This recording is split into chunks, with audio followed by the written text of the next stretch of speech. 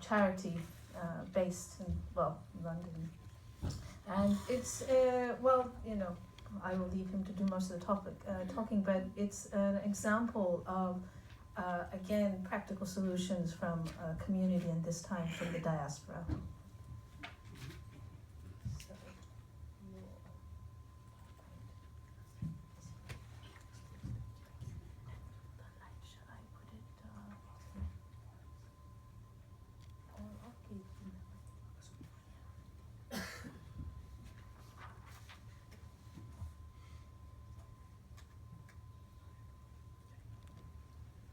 Namaste, Jojalapa, and good afternoon. My name is Ojas Singh, and I'm the Vice President of Pasa Puchah Guthi UK. Today I will be talking about Pasa Puchah Guthi's effort after the earthquake and its helpings in the relief activities. Today I'll be talking about the beginning of the disaster, the realization of the magnitude of the disaster, the work that we put in, the media coverage, ins and outs of the finances, and the future work that we intend to do. 25th April 2015, Saturday morning. I woke up lazily, and as you do, I took my phone and checked my Facebook. And there was a message, a Facebook status of Angela Shrestha, one of our esteemed friend of the Guthi, our community. Saying we're all safe here. Please reply, all relatives, we're worried. And I thought immediately, okay, there is another earthquake. As you might know or might not know, that earthquake is quite regular occurring in Nepal. So I just thought one of those things. But as I was scrolling through my wall, I saw pictures and videos being shared on it. Pictures of the temples and the squares and the gullies and the places that I used to play and I grew up playing collapsed and damaged. That is when I realized that this is not just a normal earthquake that happens in Nepal. This is totally different and of a lot bigger magnitude than what we are used to. I started talking to people of Nepali diaspora in the UK, sharing informations, calling people in Nepal as much as we could. My parents-in-law were still in Nepal, so we had this telephone conversation, and they were on the phone while we were talking. And when one of the earthquake occurred, they had to leave the phone running, leave the phone and run out. And we were there waiting, not knowing whether they would come back or not. So that was a very traumatic experience for all of us, for all our family. That is when we realized we had to do something. We had to do something from here, but we didn't know what. One thing we knew was that money would be helped. So first thing we did was on 26th April 2015, we called out an appeal. We had this status asking for money and also asking people to bring whatever they thought was important to earthquake victims in this situation. Food, clothes, tents, biscuits, whatever they could. And we also coordinated with all the restaurants, or most of the restaurants across London, to act as a collection point, which they obliged. And before long, we started getting lots of contributions to all these collection points.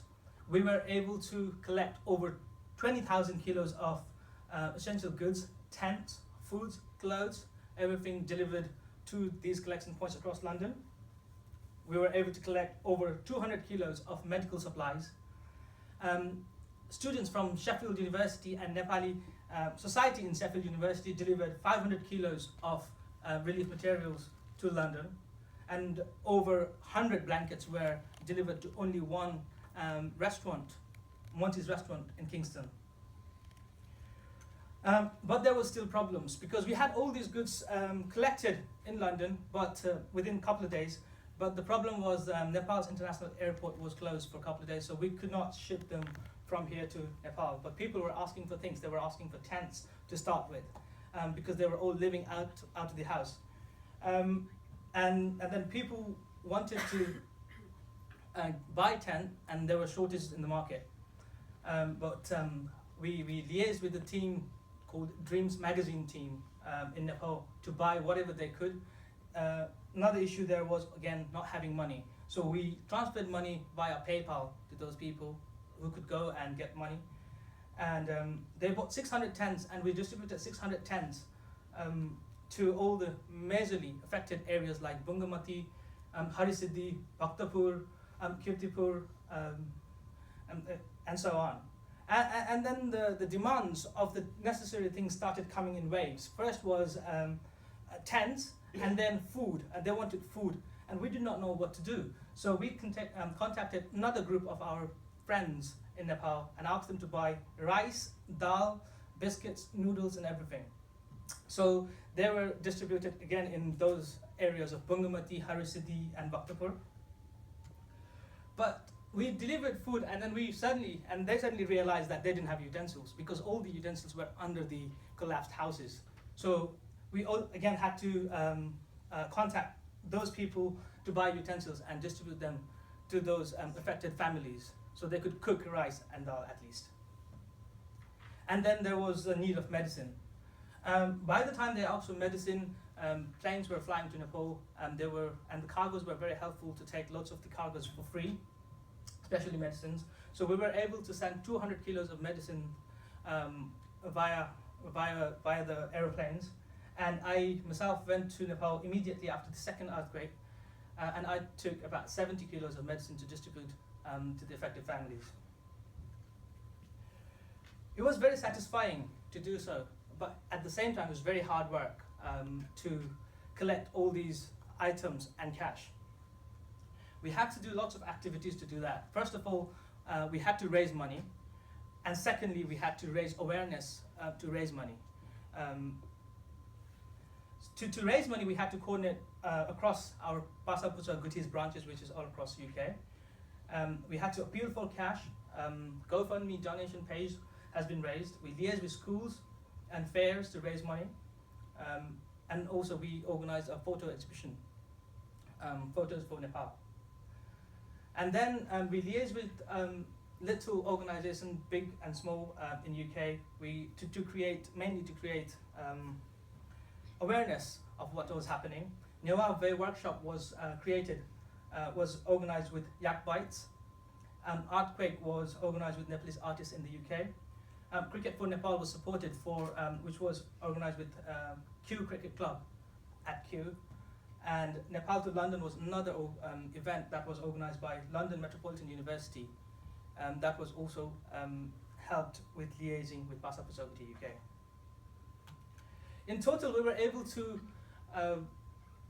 raise just shy of £24,000, and out of that we have already spent £23,000, and we have got 700 remaining, which will again be spent on rebuilding whatever we can in Nepal. After the rescue and relief material distribution, rebuilding was next our project. Education being the paramount importance to our organization, we thought of rebuilding orphanages or classrooms for orphanages and schools. We have been able to do able to contribute into 4 different places. One was this residential orphanage where we built a study room in Sinamango. Sri Saraswati School, which was collapsed in Sindhupalchok, we helped them to rebuild their classes. Similarly, Sri Ugratara, Kumari Chowar, and Jaleswar School. I have been to Sri Ugratara Kumari Chowar School, where young architects, just like the one shown in the video before, were trying to build it. But these young architects who didn't have any field experience wanted to go and build all by themselves, but not knowing their own limitation in their skills. They faced lots of challenges. Challenges firstly in skills of carpentry and other bits, and then lack of skills in talking and interacting with local villagers. There's a very interesting story on that. They decided to build a house. They had to start to build a house of somebody. So they thought they would build a house of the most elderly people in the village. So they started that, but nobody in the village came to help them. They didn't understand why. because they expected villagers to come and help, but nobody came to help. And then later they found out these elderly people had a son who was a nuisance to the community. He used to get drunk and fight with everybody in the village. So the whole villagers did not want these elderly people to have the house just because of their son. So these are the kind of diplomatic relationship skills they didn't have. And they also faced the labor shortage in building the houses. But now they have finally built a house and a school now, which is a good news. And in doing this, media has helped us a lot to raise awareness. BBC were the first to interview us to raise awareness, and lots of people donated to our bank account after this interview.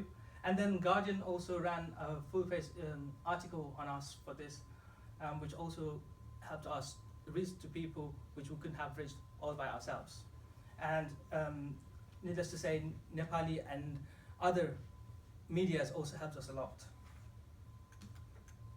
So we know that this is not just a one-off activity that we can do. This will have to keep on going on, at least for 5 years or 10 years probably, if considering this kind of devastating earthquake doesn't happen during that time. So we would plan to support the heritage rebuilding and restoration programs, run workshops, investigate and identify the sustainable model to keep on doing these kind of activities in Nepal. And we will also create teams to keep moving forward. We will also try and get MOUs signed with governments for the rebuilding of Nyewa heritage gullies and sites. Preserving Nyewa heritage is one of our core objectives of our Guthi. But as you might know or might not know, that we have quite a few World Heritage sites in Nepal. A few of them have been badly affected by the earthquake. But we won't be able to help build them or rebuild them. However, we are one of the main stakeholders of these buildings. So we will try and push government and UNESCO to speed up their work in rebuilding these heritages. However, what we will do is we will concentrate on rebuilding these little heritage temples, Newari temples in Kathmandu, Nakabahi being one, which is about 12th, 13th century temple, which has got cracked walls and damaged roof, which we are refurbishing. We're also in talks with responsible personnel on rebuilding Bungamati temple. Hopefully, when I go to Nepal in June, I will be able to get some solid work done during that time. And we keep working hard. That's the plan. Thank you very much for all the supporters, and thank you, BNAC, for the opportunity. Thank you.